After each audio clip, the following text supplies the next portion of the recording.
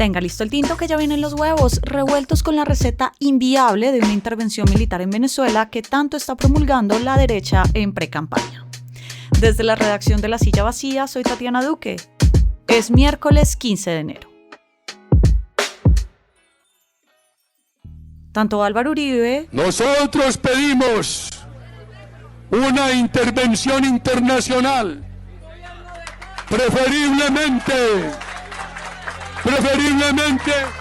avalada por las Naciones Unidas, que desaloje a esos tiranos del poder y convoque de inmediato a unas elecciones libres. Como Vicky Dávila... La única amenaza creíble para Maduro y su régimen es el uso de la fuerza de una coalición de países occidentales que defienda los valores democráticos con una labor de inteligencia quirúrgica. Se sacaron de la manga la idea de una intervención militar en Venezuela como última medida ante la ilegítima posesión de Nicolás Maduro como presidente de ese país. La idea es un globo.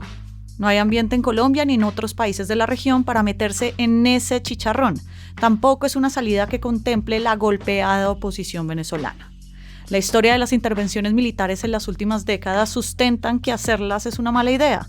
Si no, vayan y miren cómo está Afganistán después de 2 décadas de las tropas gringas allá. Hoy hablamos de las razones por las cuales la idea de intervenir surge para ganar votos más que para poner en práctica.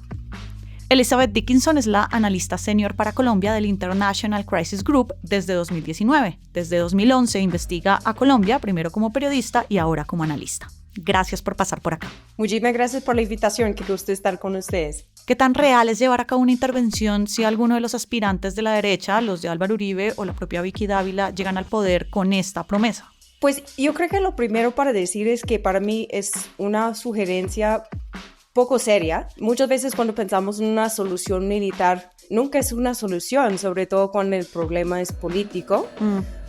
Pero el problema, la pregunta más allá es, si estamos hablando de una intervención militar, ¿con qué fuerza militar? ¿Con qué fuerza militar? Porque la fuerza militar colombiana ya está en su límite, intentando controlar el conflicto interno aquí en Colombia. Hasta está agotado en varios escenarios. Es más, no alcanzan las capacidades de la fuerza pública hoy en día a controlar el conflicto. Y yo creo que es muy importante tener en cuenta en este momento cuáles son las capacidades de la fuerza militar colombiana. Realmente las capacidades están en su límite.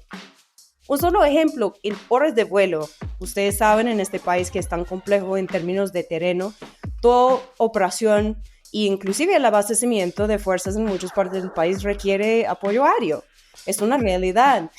Bueno, cada año las horas de vuelo en este país van disminuyendo por 2 razones. Primero, por la viejez de las aeronaves, que cada vez cuestan más en mantenerse, cuestan más en buscar los reemplazos de partes que tal vez no funcionan.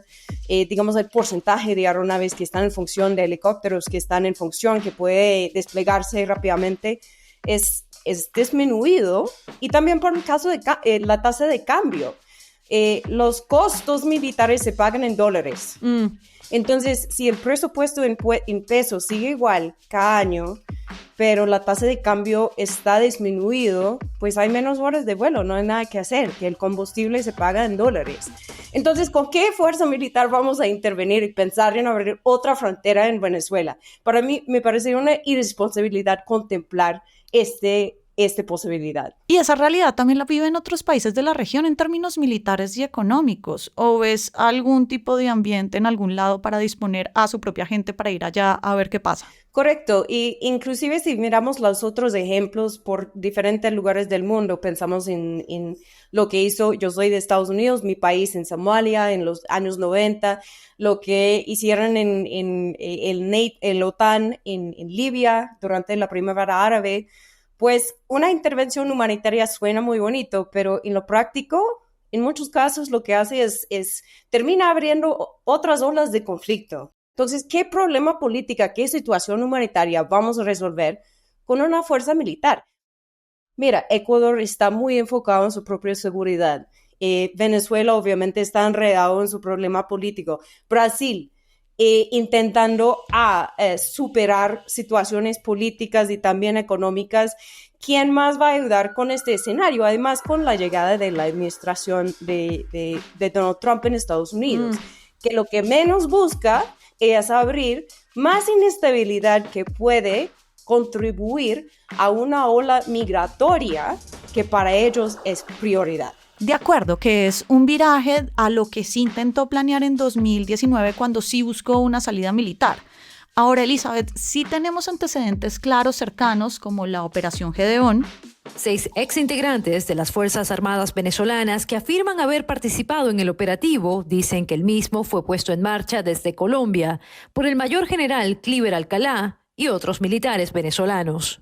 Que se planeó desde Colombia y estuvieron involucrados miembros de los rastrojos. ¿Lees que grupos ilegales como estos, que están en la frontera común, se le vuelvan a medir a una operación así? Pues yo creo que lo que vemos hoy es un repertorio de experiencias que nadie quiere repetir frente a la política de Colombia vis-a-vis Venezuela. Sabemos lo que no funciona. Tenemos muchísimos ejemplos de lo que no deberíamos repetir. Y entre ellos está la intervención militar, está el reconocimiento del opositor, está la corte de relaciones por completo. Ya tenemos pruebas de que estas políticas no funcionan. Y no funcionan no solo para cambiar la situación en Venezuela, no funcionan para Colombia. Entonces, con la situación de inseguridad por la frontera, realmente grupos tales como el ELN, su sentimiento es más hacia proteger el régimen de Maduro que comprometerse con una política de paz o de reconciliación en Colombia.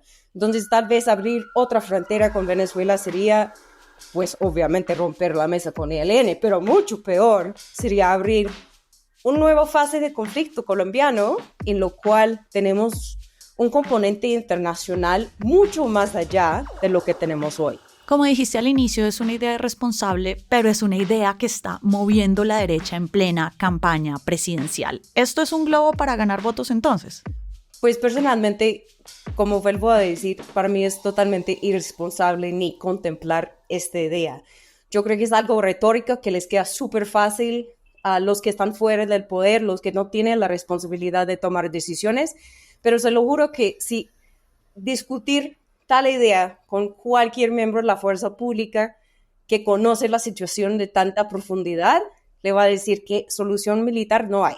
Entonces, para mí es muy prudente la política que está manejando el gobierno, de no reconocer las elecciones, pero a la vez mantener relaciones, porque al final del día es un vecino, es un país con lo cual compartimos una frontera, una situación de seguridad, poblaciones fronterizas, mucha población que tiene doble ciudadanía y fundamentalmente yo creo que los intereses de Colombia deben priorizar una política de Estado que es apoyar a Venezuela a buscar su propia salida.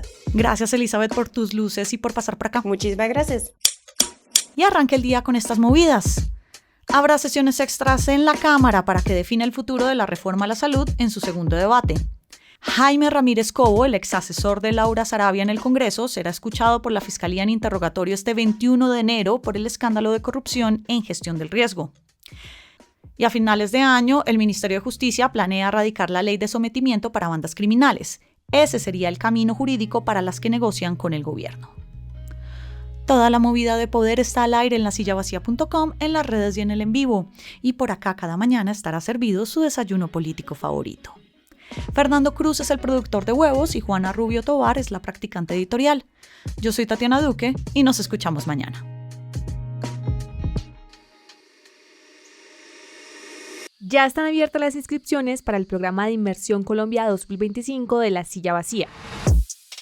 Es una oportunidad única para aprender en 10 sesiones los temas clave del país, de la mano de quienes toman las decisiones, directores de entidades públicas, congresistas y empresarios. Conozca todos los detalles en el link de la descripción.